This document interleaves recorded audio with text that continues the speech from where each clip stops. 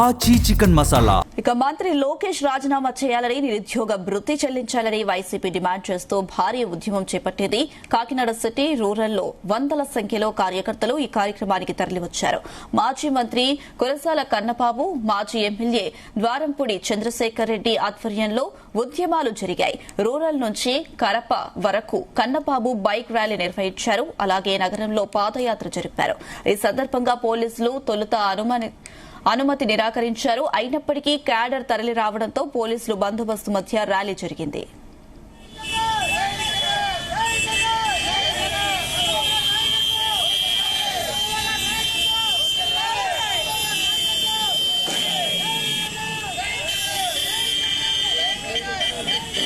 ఉద్యోగుల పక్షాన గట్టిగా నిలబడి పోరాటం చేస్తా ఉన్నాం. ఇవాళ ఈ రాష్ట్రంలో ఏం జరుగుతోంది, ఎంత దుర్మార్గంగా జరుగుతోంది అనడానికి డిఎస్సిలో జరుగుతున్న అక్రమాలు, అవినీతే ఒక పెద్ద రుజువు అని నేను చెప్తా ఉన్నా. మీకు తెలుసు 16,000 ఉద్యోగాలు, టీచర్ ఉద్యోగాలు ఇస్తున్నాం, మాకన్నా మొనగాడు ఎవరో లేరని తండ్రి కొడుకు చంద్రబాబు నాయుడు, ఆయన కొడుకు విద్యాశాఖ మంత్రి నారా లోకేష్ గారు పెద్ద కోతలు కోశారు. మా అంత గొప్పోళ్ళు లేరన్నారు. అంతకుముందు జగన్మోహన్ రెడ్డి గారు ఇచ్చిన డిఎస్సి నోటిఫికేషన్ రద్దు చేసి ఇంకా కొన్ని పోస్టులు కలిపి ఒక డిఎస్సి నోటిఫికేషన్ ఇచ్చారు. ఈ డిఎస్సి నోటిఫికేషన్లో ఏం తేల్చారయ్యా అంటే తమకు కావలసిన కన్వీనర్ని పెట్టుకున్నారు.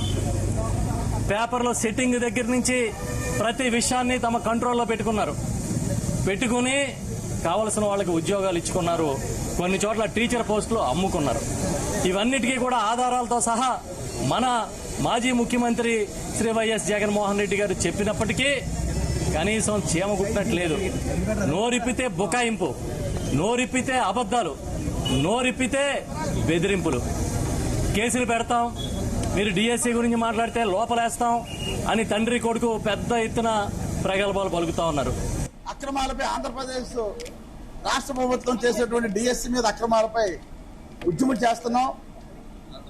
అదేవిధంగా అందులో భాగంగానే ఈరోజు నిరసన ర్యాలీని వైఎస్ఆర్ కాంగ్రెస్ పార్టీ తరఫున సిటీ వైఎస్ఆర్ ఆధ్వర్యంలో ఈరోజు ఇక్కడ ఈ ర్యాలీ చేయడం జరుగుతుంది. ఏదైనప్పటికీ కూడా ఒక 16,000 మందికి ఉద్యోగాలు ఇచ్చాం కదా సంబరం చేసుకోవడం కాదు. ఆ ఉద్యోగాలు ఏ విధంగా ఇచ్చాం, ఎంత ట్రాన్స్పరెన్సీగా ఇచ్చాం అన్నది చాలా ఇంపార్టెంట్.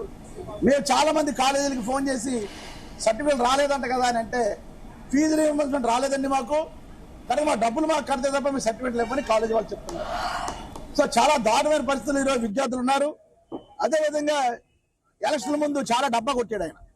3,000 రూపాయలు నిరుద్యోగ భృతి ఇస్తాను అని చెప్పేసరి పాప నిరుద్యోగులు నమ్మి ఓట్లేస్తే సుమారు 2.5 సంవత్సరాలు అయినా ఈ రోజు నిరుద్యోగ భృతికి సంబంధించి ఒక్క మాట కూడా లేదు.